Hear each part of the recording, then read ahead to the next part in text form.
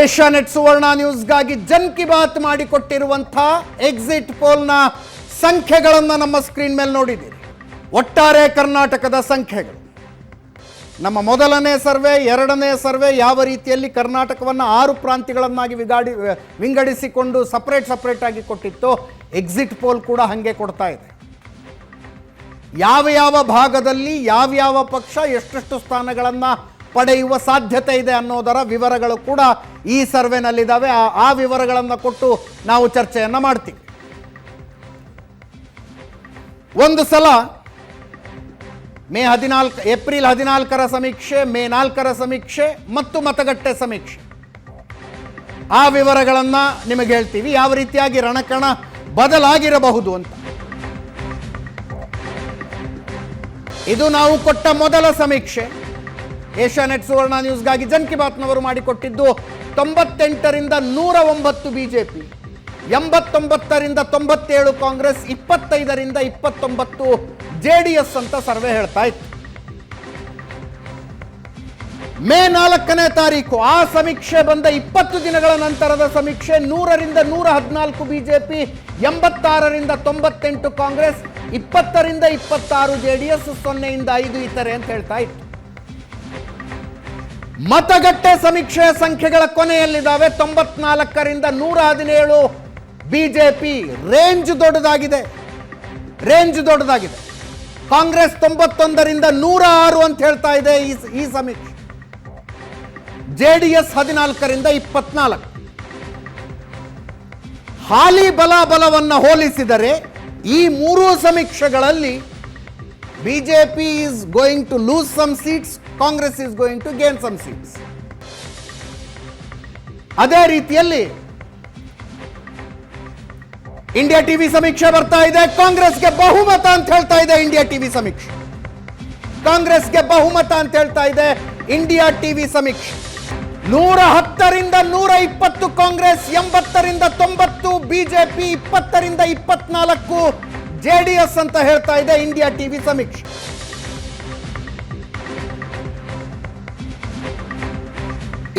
ರಿಂದ 24 JDS, 110ರಿಂದ 120 Congress, 80ರಿಂದ 90 BJP ಅಂತ ಹೇಳ್ತಾ ಇದೆ ಇಂಡಿಯಾ ಟಿವಿ ಸಮೀಕ್ಷೆ. ಪ್ರದೀಪ್ ಭಂಡಾರಿ ಅವ್ರದ್ದೊಂದು ಕ್ವಿಕ್ ರಿಯಾಕ್ಷನ್ ತಗೋತೀನಿ ನಾನು. ಪ್ರದೀಪ್ ಭಂಡಾರಿ ಸಾಬ್, 70% of the surveys are giving higher number to Congress and 30% of surveys are giving higher number for BJP.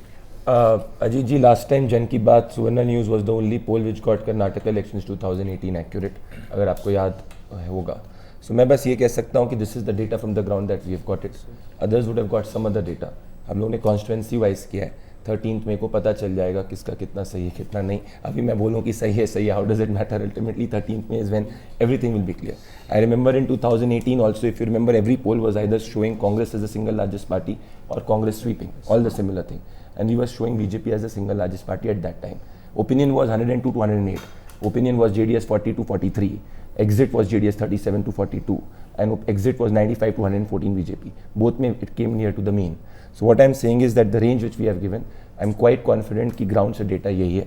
अब वो अगर बीजेपी 105 पहुंचती है, 98 पहुंचती है, 110 पहुंचती है, 27 सीटें क्लोज मार्जिन की है और इसी के रेंज के अंदर आएगा. That is the ground reality, because this election is not where you can completely convert vote share. Let me just summarize. 1 minute. Okay. You can't completely convert vote share into seat share, which means that अगर आप सोचेंगे कि भाई किसी का vote share 39 आ रहा है, किसी का 38 आ रहा है, तो उसका direct correlation नहीं कर सकते आप. Last time BJP's vote share was 36 point something, Congress was 38. Yeah, so there was, what I'm trying to say is that vote share, seat share, direct correlation, causation करके कुछ नहीं होता है. It has to be looked at seat wise, कहाँ पे कितना vote seat में convert करता है. मेरा मानना है कि ये ग्राउंड रियलिटी है. बाकी अब 13 तारीख को So let me summarize your numbers. Yeah. आप बोल रहे हैं कि Congress is the biggest gainer. Congress is the biggest gainer but not enough. हाँ, वही तो JDS is the biggest loser. Yes. ಮುಖ್ಯಮಂತ್ರಿಗಳು ಮಾತಾಡ್ತಿದ್ದಾರೆ, ಬಸವರಾಜ ಬೊಮ್ಮಾಯಿ ಅವರು ಮಾತಾಡ್ತಿದ್ದಾರೆ. ನಮ್ಮ ಸಂಪೂರ್ಣವಾದಂತ ಮೆಜಾರಿಟಿ ಸಿಗುತ್ತೆ ಅಂತ ಮೇ 13 ಕಾಯ್ಬೇಕಾಗುತ್ತೆ.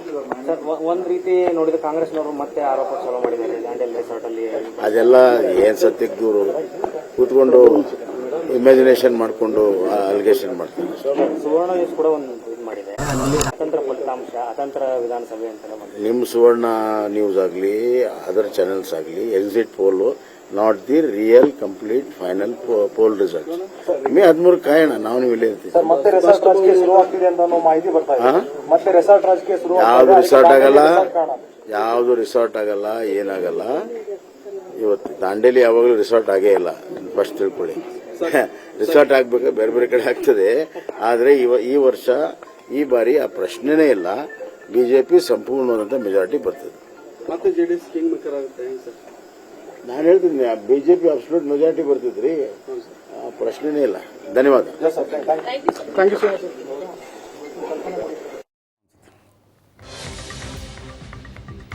ಏಷ್ಯಾನೆಟ್ ಸುವರ್ಣ ನ್ಯೂಸ್ಗಾಗಿ ಜನ್ ಕಿ ಬಾತ್ ಮಾಡಿಕೊಟ್ಟಿರುವ ಸರ್ವೆಯನ್ನು ಅದರ ಸಮರಿಯನ್ನು ಹೇಳ್ತಾ ಇದ್ದೆ ನಾನು. ಸಮರಿ ಏನು ಅಂದರೆ, ಅತಿ ಹೆಚ್ಚಿನ ಸ್ಥಾನಗಳನ್ನು ಕಳೆದ ಸಲದ ಚುನಾವಣಾ ರಿಸಲ್ಟ್ಗಾಗಲಿ ಅಥವಾ ಹಾಲಿ ಬಲಾಬಲಕ್ಕಾಗಲಿ ಅತಿ ಹೆಚ್ಚು ಸ್ಥಾನಗಳನ್ನು ಕಳೆದುಕೊಂಡವರು ಯಾರು? ಬಿಜೆಪಿನೂ ಕಳ್ಕೊಳ್ಳುತ್ತೆ, JDS ಕಳ್ಕೊಳ್ಳುತ್ತೆ ಕಳೆದ ಸಂಖ್ಯೆಗಳಿಗೆ ಹೋಲಿಸಿದರೆ. ಅದರ ನೇರ ಲಾಭ ಯಾರಿಗಾಗುತ್ತೆ? ಕಾಂಗ್ರೆಸ್ಸಿಗಾಗತ್ತೆ. ಏಷ್ಯಾನೆಟ್ ಸುವರ್ಣ ನ್ಯೂಸ್ಗಾಗಿ ಜನ್ ಕಿ ಬಾತ್ ಮಾಡಿಕೊಟ್ಟಿರುವಂಥ ಸರ್ವೆಯ ವಿವರಗಳನ್ನು ಹೇಳ್ತಾ ಇದ್ದೀನಿ, ಸಮರಿ ಹೇಳ್ತಾ ಇದ್ದೀನಿ, ಸಾರಾಂಶ ಹೇಳ್ತಾ ಇದ್ದೀನಿ. ಬಿಜೆಪಿ ಕೂಡ ಸ್ಥಾನಗಳನ್ನು ಕಳೆದುಕೊಳ್ಳುತ್ತೆ, JDS ಕೂಡ ಸ್ಥಾನಗಳನ್ನು ಕಳೆದುಕೊಳ್ಳುತ್ತೆ. ಎರಡೂ ಪಕ್ಷಗಳು ಕಳೆದುಕೊಳ್ಳುವ ಸ್ಥಾನಗಳು ಕಾಂಗ್ರೆಸ್ಸಿಗೆ ಹೋಗ್ತವೆ. ಆದರೆ ಕಾಂಗ್ರೆಸ್ ಮೆಜಾರಿಟಿಗೆ ಬರೋದಿಲ್ಲ. ಬಿಜೆಪಿ ಸಿಂಗಲ್ ಲಾರ್ಜೆಸ್ಟ್ ಪಾರ್ಟಿ ಆಗುವ ಸಾಧ್ಯತೆಗಳು ಹೆಚ್ಚು ಅಂತ.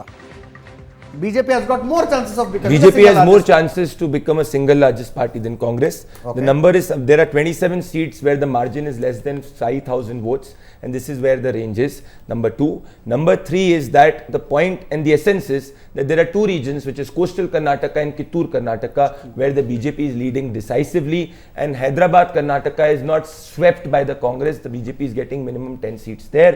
Bengaluru urban is where there is an even contest with slight edge to the BJP, because the voting which has happened today, largely the women, the middle class, the old, all have voted, largely have voted more towards the BJP because of Prime Minister Narendra Modi. Congress is able to hold 13 seats there, and the BJP is getting 15 there. And in the rural, there is an even fight between the two. Central Karnataka also, it's not swept completely by the Congress. This is where it's a neck and neck battle, but BJP, because it is leading in Kittur Karnataka and coastal Karnataka, it has slight more edge to be a single largest party, but 27 seats are less than 5,000 votes. This is where we can go seat wise if you want. And in old Mysore region, JDS, as per our data, is coming down, and the larger benefit of it is Congress, and the smaller benefit of it is to the BJP. This is why Congress is gaining by at least 30 seats from what it got last time. ಈಗ ಒಂದೆರಡು ರಮೇಶ್ ಬಾಬು ಅವರು ಒಂದು ಮಾತು ಹೇಳಿದ್ರು, ಕಳೆದ ಸಲಕ್ಕೆ ಹೋಲಿಸಿದ್ರೆ voting percentage ಜಾಸ್ತಿ ಆಗಿದೆ. ವೋಟಿಂಗ್ ಪರ್ಸೆಂಟೇಜ್ ಜಾಸ್ತಿ ಆಗಿರುವುದರ ಅರ್ಥ ಆಂಟಿ ಇನ್ಕಂಬನ್ಸಿ ಅಂತ. ನಿಮ್ಮ ಅನುಭವನೂ ಅದನ್ನ ಹೇಳುತ್ತಾ? ವೋಟಿಂಗ್ ಪರ್ಸೆಂಟೇಜ್ ಜಾಸ್ತಿ ಆಗಿದೆ ಅಂದ್ರೆ ದೊಡ್ಡ ಸಂಖ್ಯೆಯಲ್ಲಿ ಜನ ಹೊರಗಡೆ ಬಂದು ವೋಟ್ ಹಾಕ್ತಾರೆ ಅಂದ್ರೆ ಸರ್ಕಾರದ ಮೇಲೆ ಆಕ್ರೋಶ ಇರುತ್ತೆ. ಸರ್ಕಾರದ ಮೇಲೆ ಆಕ್ರೋಶ ಇರಬೇಕು, ಮತ್ತೆ ಸೋ ಮೆನಿ ಅದರ್ ಫ್ಯಾಕ್ಟರ್ಸ್ ಇರ್ಬೋದು. ನೀವು ಆಂಟಿ ಕನ್ವಿನ್ಸ್ ಇದು ಮೇಜರ್ ಫ್ಯಾಕ್ಟರ್ ಇರ್ಬೋದು. ಸಮುದ್ರ ಕೆಲವರು BJP ಹೇಳಿದ್ರೆ ಬಿಕಾಸ್ ಮೋದಿ ಫ್ಯಾಕ್ಟರಿಯಿಂದ ಬಂತು ಅಂತ ಹೇಳ್ಬೋದು. ಸೊ ಅದಕ್ಕೆ ಈಗ ನಾನು ಹೇಳ್ತೇನೆ ನಿಮಗೆ, ಕಾಂಗ್ರೆಸ್ಗೆ ನಂಬರ್ 1 ಪಾರ್ಟಿ ಅಂತ ಮಾಡ್ತಾರೆ. ಈಗ ಒಂದು we can go back to 2013 ಆಗ 120 peak of the peak Congress. ಆಗ BJP ಸ್ಪ್ಲಿಟ್ ಇಂಟು 3 ಪಾರ್ಟೀಸ್. ಆಗ ಸಮಿತಿ ಅವರು ರೀಚ್ ಆದ 121 and so much up anti incumbency ಇತ್ತು ಅವರಿಗೆ. ಆಂಟಿ ಇನ್ಕಂಬೆನ್ಸಿ ಆಡಳಿತ ವಿರೋಧ ಎಲ್ಲ ಇತ್ತು ಬಿಜೆಪಿ. ಆದ್ರೂ ಕೂಡ ಪಾರ್ಟಿ 3 ಸ್ಪ್ಲಿಟ್ ಆಯ್ತು. KJP, ರಾಮುಲುಕ್ BJP, ಒರಿಜಿನಲ್ BJP ಅಂತ ಟೈಮಲ್ಲಿ ಸೇರಿ 120 ಬಂದದ್ದು. ಹಾಗಾಗಿ ಆ ಫಿಗರ್ ದಟ್ ಅದರಲ್ಲಿ ಬರಲೇಬೇಕಿತ್ತು. ಯಾಕಂದ್ರೆ Yediyurappa is not in the party major. ಆಗ Modi is only CM of Gujarat, not the prime minister of India. ಆಗ ನೀವು ಲೆಕ್ಕ ಆಗಲೇ ಇವ್ರಿಗೆ ಬಂದದ್ದು 122 ಆಯ್ತಲ್ಲ. ಅದನ್ನು ಕೊಡುವ. ಈಗ ಎಲ್ಲಿಂದ 120 ಬರ್ತಾರೆ ನನಗೆ ಒಂದು ಆಶ್ಚರ್ಯ. ಸೆಕೆಂಡ್ ಪಾಯಿಂಟ್, ನಾನು ನಂಬರ್ 1 ಪಾರ್ಟಿ ಕಾಂಗ್ರೆಸ್ ಅಷ್ಟು 120 ಟಚ್ ಆಗಿದೆ ಅಂತ ಹೇಳೋದನ್ನು ಕೌಂಟರ್ ಆರ್ಗ್ಯುಮೆಂಟ್ ಅಷ್ಟೇ. ನಂಬರ್ 2, ಈಗಿರೋದು ಇವರು 120 ಫಿಗರಲ್ಲಿ ಇದ್ದಾರೆ. ಇವರು 121, ಇವರು ಇದು 69. ಇವರು 120 ಟಚ್ ಮಾಡಬೇಕಾದ್ರೆ ಇನ್ನು ಇವರು 50 seats they should win and they should retain the seat. Retain 70 seat retain ಆಗಿ. ಸೊ 70 ಸೀಟ್ ರಿಟೈನ್ ಯಾವ ಪಾರ್ಟಿನೂ ಆ ಸೇಮ್ ಸೀಟನ್ನು ರಿಟೈನ್ ಮಾಡಲಿಕ್ಕೆ ಒಂದು 10 ಸೀಟ್ ಆದರೂ ಕಳ್ಕೊಳ್ತಾರೆ. ದಟ್ ಮೀನ್ಸ್ ಅದರಲ್ಲಿ 70ರಲ್ಲಿ 10 ಕಳ್ಕೊಂಡು ಬಂದರೆ 60.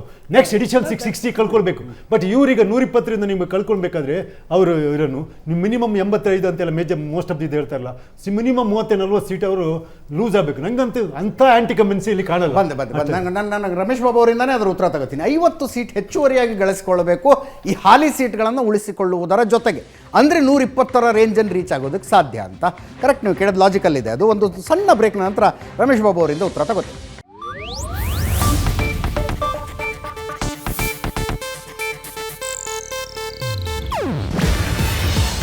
ಏಷ್ಯಾನೆಟ್ ನ್ಯೂಸ್ ನೆಟ್ವರ್ಕ್ ಪ್ರಸ್ತುತಿ. ನೀವು ನೋಡ್ತಿದ್ದೀರಾ ಏಷ್ಯಾನೆಟ್ ಸುವರ್ಣ ನ್ಯೂಸ್.